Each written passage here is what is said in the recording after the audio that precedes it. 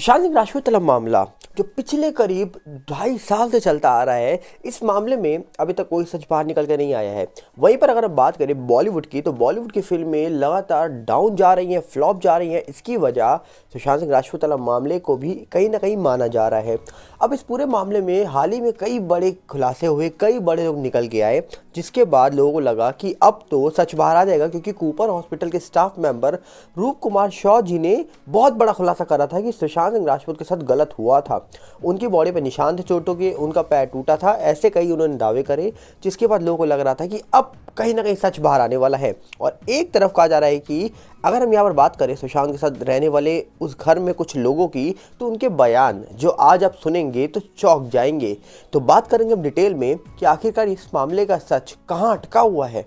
सबसे पहले आपको बता दिया जाए, सुशांत सिंह राजपूत जो 14 जून 2020 को हमारे बीच नहीं रहे थे, जिनके जाने के बाद कहीं ना कहीं उनके फैंस ने कई बड़ी बातें सोशल मीडिया पर रखी, देश की एजेंसी से अपील करी कि इन सारे मामलों में कहीं ना कहीं कुछ छुपा हुआ है, जिसमें जांच की जाए, सीबीआई बैठे। और सीबीआई के आने के बाद लोगों को बहुत उम्मीदें थी कि ये मामला जल्द से जल्द सॉल्व हो जाएगा, पर अभी तक इस मामले में कोई निर्णय ना निकल के आना, और 1.5 साल के बाद रूप कुमार शॉ जी का निकल के आना और ये बोलना कि जब सुशांत सिंह राजपूत का शरीर कूपर पहुंचा था, तो मैंने देखते ही बता दिया था डॉक्टरों को कि कहीं ना कहीं ये सिंपल मामला नहीं है, ये कोई गड़बड़ है इस मामले में, क्योंकि सुशांत की बॉडी में निशान थे, पैर टूटा हुआ था।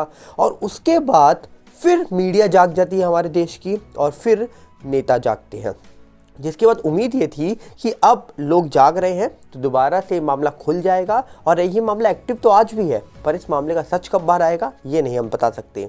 और दूसरी तरफ अगर हम बात करें, तो कहीं ना कहीं कुछ लोगों का दावा है कि इस मामले का सच कुछ चंद लोग ही बता सकते हैं। जैसे उस घर पे रहने वाले जो क्लीनर था नीरज, और चाबी वाले का बयान, जिन बयानों ने चौंका दिया था सबको। क्योंकि नीरज जो थे वो कहते हैं कि भाई साहब, सुशांत सिंह राजपूत वाला मामला जो है, जब उनका गेट बंद था तो चाबी वाले को बुलाया, और चाबी वाले ने तार से खोला था। और चाबी वाला जब मीडिया में इंटरव्यू देता है तो वो बोलता है कि मैंने तो हथौड़े से ताले को तोड़ा था। सोचिए, यहीं पर स्क्रिप्ट गड़बड़ हो जाती है इन दोनों की, तो सवाल क्यों ना उठे। फिर बात करते हैं पिठानी की। यहाँ तक कि कहा जाता है कि विकास सिंह जो सुशांत सिंह राजपूत के फैमिली लॉयर थे, उन्होंने भी हाल ही में कहा जा रहा है कि जब ये मामला एक्टिव था बहुत ज़्यादा, तब एक दावा करा था कि पिठानी जो है ये मास्टरमाइंड है। पहले पिठानी फैमिली के साथ था, और जैसे ही एफआईआर में पिठानी का नाम नहीं आया, तो पिठानी ने अपना स्टेप पीछे ले लिया और ताई का साथ दे दिया। अब जैसे ही ये बातें निकली, तो उन्होंने कहा कि पिठानी इस मामले का बहुत बड़ा मास्टरमाइंड है। और फिर उन्होंने एक दावा और करा कि जब मीतू दी सुशांत के घर पहुंची थी 14 तारीख को, तब वो सुशांत को देख के चौंक गई थी। जिसके बाद अचानक से संदीप आते हैं, और संदीप आकर उनको नीचे ले जाते हैं। तो उनका दावा था कि अचानक से संदीप सिंह वहाँ कैसे पहुँच गए, क्योंकि परिवार का कोई सदस्य अगर उनको नहीं जानता तो वो किसके कहने पे वहाँ पहुँचे, क्यों पहुँचे, और वहाँ पहुँचने के बाद उन्होंने सब चीज़ अपने हाथ में, अपने कंट्रोल में कैसे कर ली। तो ये कुछ बड़े सवाल हैं जिनके जवाब आज भी मिलना बाकी हैं। और अगर हम और बात करें इस पूरे मामले में, तो उस घर में रहने वाले बहुत सारे लोग जो किसके लिए काम कर रहे थे, आज तो ये भी संदेह पैदा होता है कि उस घर में रहने वाला जो मैनेजर हो, या फिर उस घर में काम करने वाला शख्स हो, क्लीनर हो, कुक हो, वो किनके लिए काम कर रहे थे, सुशांत के लिए, या फिर सुशांत के पीछे भी कोई शख्स था जो उनको भेज के काम करवा रहा था। क्योंकि सवाल बहुत सारे हैं इस पूरे मामले में, जिनके जवाब मिलना ज़रूरी है। आज 20 तारीख हो गई है, कल है 21 तारीख, सुशांत सिंह राजपूत का बर्थडे। और ये बर्थडे हर साल आएगा, पर हम उम्मीद करेंगे कि एक ऐसा बर्थडे आए जिस साल हम ये बोल पाएँ कि सुशांत सिंह राजपूत को ये सबसे बड़ा गिफ्ट है बर्थडे का, कि उनको न्याय मिल गया। और ये कब होगा ये तो नहीं जानते, पर हम उम्मीद करेंगे एजेंसी से, हम उम्मीद करेंगे केंद्र सरकार से, क्योंकि कहीं ना कहीं पिछले कुछ सालों में जो चीज़ देखने को मिली है वो आज तक की सरकारों से देखने को तो नहीं मिली थी। पर उम्मीद है मोदी जी से, उम्मीद है अब जो नई सरकार बनी है महाराष्ट्र में उनसे, और ख़ास करके उम्मीद है उन लोगों से जिस लोगों ने इस पूरे मामले में चुप्पी साधी हुई है 2-2.5 साल से। तो देखते हैं कि इस पूरे मामले में निकल के क्या आएगा। वहीं पर अगर हम बात करें, तो सुशांत मामले में कूपर के हॉस्पिटल के जो स्टाफ मेंबर थे रूप कुमार शॉ जी, वो अभी निकल के आए थे। अब सवाल ये भी उठता है कि क्या उनका बयान सीबीआई ने दर्ज कर लिया है, क्योंकि कुछ मीडिया हाउसेस ने दावा करा था कि सीबीआई उनको दिल्ली बुला सकती है पूछताछ के लिए, उनका स्टेटमेंट रिकॉर्ड करने के लिए।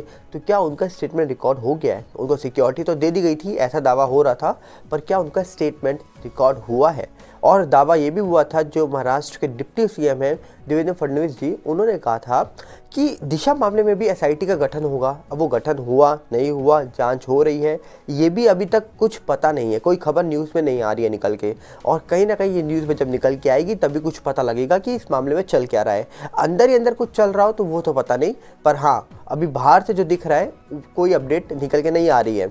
और वहीं पर अगर आपसे बात करें तो सुशांत मामला एक लौता ऐसा मामला होगा देश का जो इतने बड़े एक एक्टर के जाने के बाद मामला एक्टिव रहा 28 साल तक, आज भी एक्टिव है। और इस मामले को जीवित रखने में सबसे बड़ा जो हाथ है वो मुझे लगता है कि सुशांत सिंह राजपूत के फैंस का है, जो आज भी सड़कों पर जाते हैं, आज भी प्रोटेस्ट करते हैं, आज भी अपने हीरो के लिए, अपने उस बिहार के बेटे के लिए न्याय की गुहार करते हैं, अपने उस हिंदुस्तान के बेटे के लिए न्याय की गुहार करते हैं, जिसको न्याय मिलना शायद मुझे लगता है कि बहुत ज़रूरी है। तो देखते हैं कि इस पूरे मामले का सच कब तक बाहर निकल के आएगा। और अगर हम वहीं पर बात करें तो सीबीआई अभी इस पूरे मामले में कहाँ तक पहुंची है, क्योंकि अचानक से इस पूरे मामले में बड़ी बड़ी एजेंसीज देखने को मिली, ईडी हो, एनसीबी हो, सीबीआई हो। जांच बहुत गहरी चली थी, क्योंकि कुछ बातें जो सीबीआई ने निकाली, ईडी ने निकाली, एनसीबी ने निकाली, वो बहुत ज़्यादा शॉकिंग थी। क्योंकि सीबीआई का सुशांत सिंह राजपूत के घर पर जाके, टैंकी पे जाके जांच करना सवाल उठाता है कि आखिरकार छत पे क्यों जांच हुई।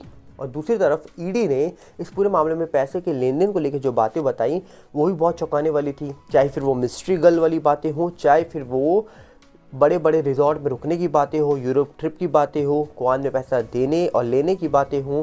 कई बड़ी बातें जो ईडी ने निकाल कर रखी बहुत ज़्यादा शॉकिंग थी। और एनसीबी ने जो बड़े खुलासे करे वो तो काबिल तारीफ थे, क्योंकि जहां पर एनसीबी ने रिया चक्रवर्ती को गिरफ्तार करके 1 महीने तक जेल के अंदर रखा, वहीं से समझ आ रहा था कि एनसीबी ने इस पूरे मामले में कई बड़े सबूत जुटा लिए हैं। पर अचानक से कई सारी चीज़ें हुई। समीर वानखेड़े जी जो खुद ऑफिसर हैं, उनके ऊपर ही आरोप लग गए। और आरोप लगाने वाले शख्स नवाब मलिक के बेटे को लेकर भी हाल ही में खबर निकल के आई। कई बड़ी बातें निकल के आने के बाद अब सवाल ये उठता है कि समीर वानखेड़े जी के ऊपर आरोप लगाने वाले जो लोग थे, क्या वो खुद ही गलत लोग थे? क्योंकि समीर वानखेड़े जी जब तक इस पूरे मामले में जांच कर रहे थे तब तक कई बड़ी बातें निकल के आ रही थी। उनके ट्रांसफ़र के बाद कई सारी बातें अचानक से रुक जाती हैं। एनसीबी अभी भी जांच कर रही है और एनसीबी के हाथ कई बड़े सबूत हाल ही में लगते आ रहे हैं सामने। क्योंकि हाल ही में देखा था हमने कि मुंबई में भी ड्रग्स पकड़ी गई थी और उसकी कीमत करीब 27-28 करोड़ बताई जा रही थी इंटरनेशनल मार्केट में। तो सवाल ये उठता है कि ड्रग्स रुकने का नाम नहीं ले रही। ये ड्रग्स फ्री इंडिया कब तक बनेगा इसका पता नहीं, पर उम्मीद हम यही करेंगे कि इस पूरे मामले में जल्द से जल्द जांच हो। जो भी ऑफिसर जांच कर रहे हैं उनको कहीं ना कहीं ऊपर से एक ऑर्डर मिले कि इस पूरे मामले का फाइनल कंक्लूजन निकाल के दिया जाए। क्योंकि कहीं ना कहीं कोई भी शख्स हो, उसके ऊपर कोई ना कोई बैठा हुआ है। और हम यहाँ पर सिर्फ उम्मीद केंद्र से ही लगा सकते हैं, क्योंकि केंद्र के हाथ में ही पावर है। और जिसके हाथ में पावर है हम उम्मीद भी उससे ही कर सकते हैं, क्योंकि हमको न्याय वही दिलवा सकते हैं। तो देखते हैं इस पूरे मामले का फाइनल निर्णय कब निकल के आएगा, क्या निकल के आएगा। और उम्मीद मत खोइएगा, मैं तो यही कहूँगा, ना हम उम्मीद खोते ना आप खोइएगा। तो मिलते हैं बहुत जल्दी। और साथ ही साथ आपसे अपील करेंगे कि हमारे सारे चैनल का लिंक डिस्क्रिप्शन में है, तो जाइए उसमें जुड़ जाइए, ज्वाइन करिए उस चैनल को, ताकि आपका हमारा साथ बना रहे। मिलते हैं बहुत जल्दी। नमस्कार, जय हिंद। और सबसे बड़ी अपील ये है कि टेलीग्राम चैनल के लिंक में जुड़िए, क्योंकि सब वीडियो के लिंक वहाँ पर आपको वीडियो अपलोड होते ही मिल जाएंगे, तो वहाँ जुड़ जाइए सबसे पहले। मिलते हैं बहुत जल्दी। नमस्कार, जय हिंद।